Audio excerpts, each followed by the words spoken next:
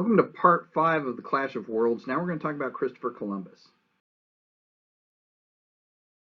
Christopher Columbus is going to embark on what he himself is going to term the enterprise of the Indies.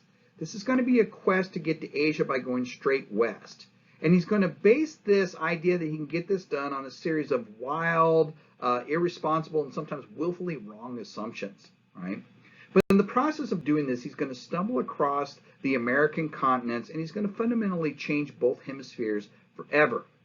This is kind of ironic because to the end of his life, he's going to insist that he didn't find a new place at all, but in fact had found the Indies, the islands that are southeast of China, modern-day Indonesia, right? His memory has gone through a series of pretty radical transformations since his great discovery. All the way up until even like when I was in grade school, he was often viewed as a hero. He's celebrated by Italian and Spanish ancestry, right? Some revisionists have even taken it further, claiming that he was actually Jewish. Some have claimed that he's actually Scottish. Some claim that he was Polish. And one account even says that he's descended from Lithuanian nobility, all right? A lot of things bear his name, though, as a result. For example, in 1882, a fraternal organization formed in the United States, and they called themselves the Knights of Columbus. We have a day named after him. October 12th, the day he finally sighted land, is referred to as Columbus Day, right? And places. You've got places like Columbus, Ohio, the Columbia River, and even our nation's capital. It's Washington, D.C. D.C. stands for the District of Columbia. He also, though, went through a transformation being seen as a hero. And this really started as we began to approach the 500th anniversary of his arrival in the Americas in 1992. Some people started to vilify him as a monster, that he was the father of slavery or a genocidal maniac. And really, when you think about this, this is a little bit unfair. He certainly isn't the father of slavery. Slavery far predated Columbus. And Columbus, though granted, yes, he did take some Taínos Indian slaves as slaves back to Europe, he certainly didn't establish the African slave trade that moved 10 to 15 million Africans in the largest forced migration in global history, right? And genocide? I mean, how would he know that his arrival would introduce a series of diseases that the Native Americans had no clue about and had no way to defend themselves against? Remember, again, he doesn't think he's in the Americas, and nobody really understands disease transmittal at this time anyways. We're only a little bit over 100 years removed from the Black Death in Europe, which they thought was spread not by fleas, but by miasma, bad air.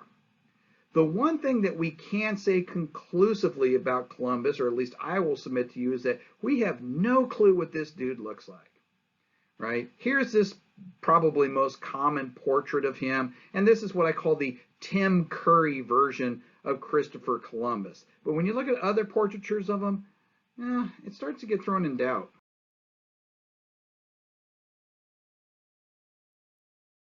Here's the Nicolas Cage version of Christopher Columbus, but let's get a little bit of background on him.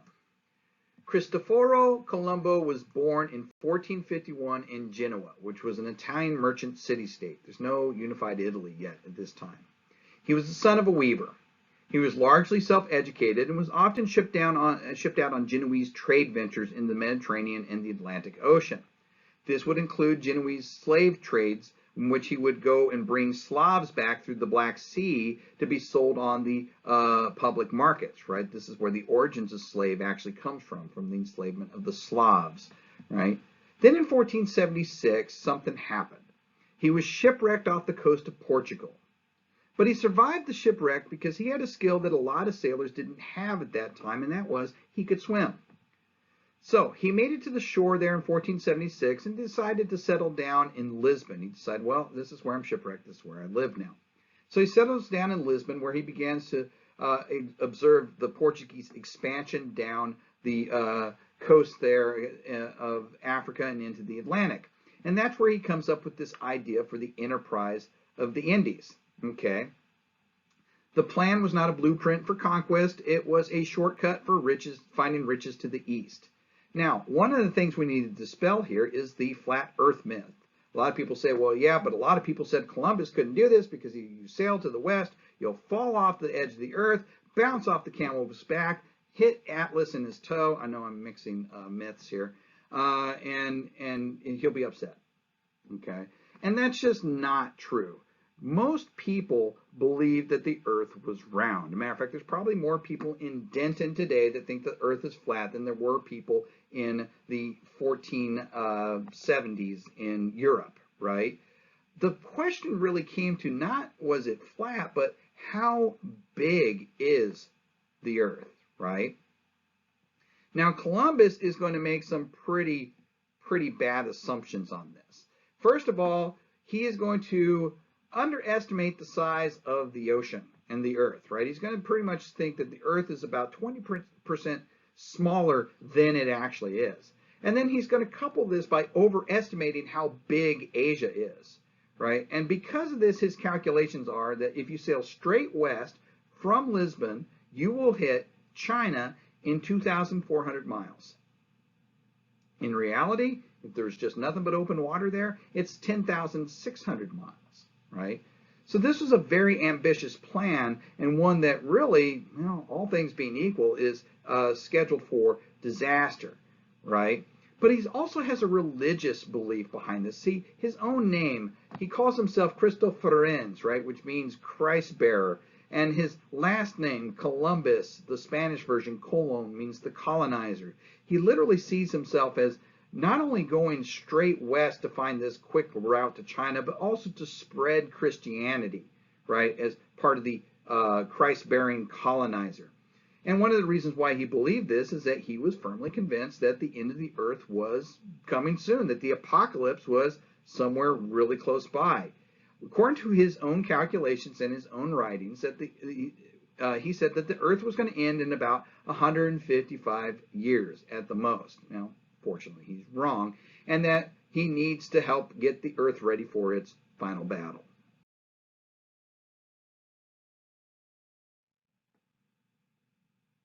So Columbus has this plan, and so now he's got to pitch it to somebody and get them to sign off on it, right? And apparently he's going to do it as the Christopher Walken version of Christopher Columbus. Now, I mean, I'm telling you, we have no clue what this dude looks like. But he's got to pitch the voyage, right? He can get investors to back him. Matter of fact, he'll get a lot of investors to back him. One of the myths was that Queen Isabella sold the crown jewels to fund the trip. They provided ships and authority. That's all the Spanish finally ever did, right? Because he had found investors to pay for pretty much the rest of it. But for 8 years, he's looking for that royal charter to do this. Now, first, of course, he goes to the King of Portugal, which makes sense, and he gets turned away. Portugal's busy working down the African coast. They're setting up trade networks there, and it's pretty lucrative, and so they're not very interested in the straight west route. Spain is the country he'll go to next, but at the time, they're going to turn him away too, here the first time. They're involved in a thing called the Reconquista. The Reconquista was the effort to remove the last Muslim kingdom of Grenada from the Iberian Peninsula. The Iberian Peninsula had been dominated by Islam for several hundred years. As a matter of fact, at one point, the majority of the Iberian Peninsula was a educational center and a religious center of Islam known as Al-Andalus, right? But they're in the process of trying to get rid of Islam on the Iberian Peninsula, and so they turn him away as well, okay? So then he goes to other places. He goes to England, they turn him away. He goes back to Portugal. But in 1492, the Reconquista will come to its end because Grenada will be captured.